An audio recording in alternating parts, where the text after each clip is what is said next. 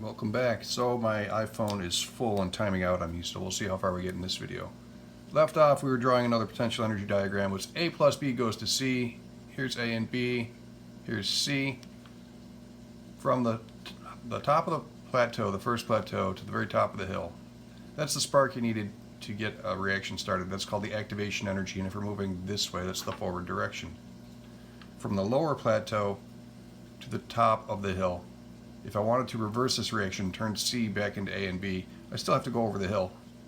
So that's the activation energy in the reverse direction. And if you look at this big arrow minus that small arrow, that would take me back to the heat of reaction, delta H.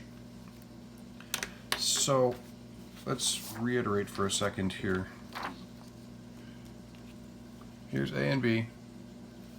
Here's C.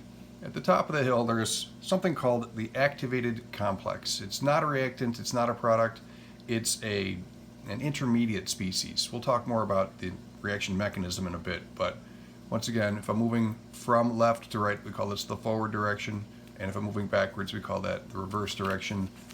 Our reaction was A plus B goes to C, and we're releasing energy. This was an exothermic reaction. So the arrows we drew from the very bottom to the first plateau, we call that number 1. From the very bottom to the second plateau, we'll call it number 2. The difference in the plateaus, oftentimes it's drawn in the middle, but you could draw it anywhere. I drew it over here. From one plateau to the next, we'll call that arrow 3. From the first plateau to the very top of the hill is arrow 4. From the lower plateau to the top of the hill, arrow 5. And the biggest arrow you could draw, all the way from the bottom, all the way to the top, it's arrow 6.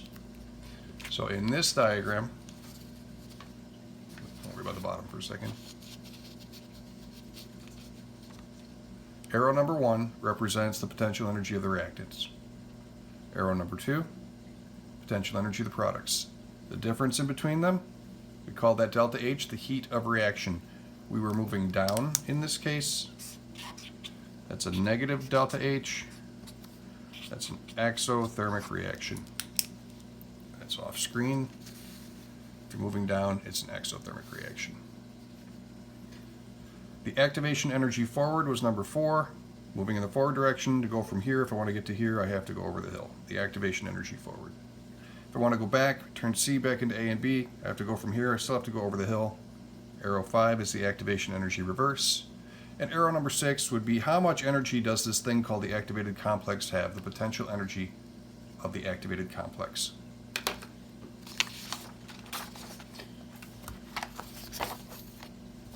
So all of those 6 arrows you'll need to commit to memory for both endo and exothermic reactions. A review here, we've got exo versus endo. This one had that general shape. This one has that general shape. Potential energy, reaction coordinate. Potential energy, reaction coordinate. Here we're moving down, here we're moving up. This was negative delta H, this was positive delta H. This is energy being released.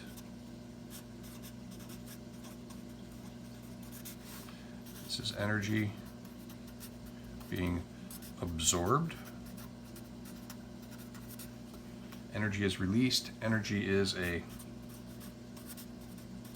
product. Energy is a reactant. So this would be like A plus B goes to C plus how much energy? Delta H. Over here would be like X plus Y plus delta H goes to Z. So the energy term is a product, or the energy term is a reactant.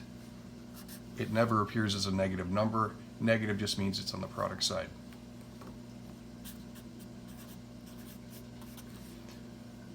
Feels hot or warm because it's releasing energy. You are always part of the environment. You are never part of the system. So you are the surroundings, you're not the system. So if the system is giving away energy, it's going to give it to you. It's going to feel hot. Endothermic reactions would be opposite. They'd be taking energy from you, so they would feel cold. We did all this earlier in the year. So, homework number 1, I need you to do worksheet 2, potential energy diagrams, front and back. I'll make a key, I'll post it. It's not that much homework today. We'll get into more of the math tomorrow. Take care.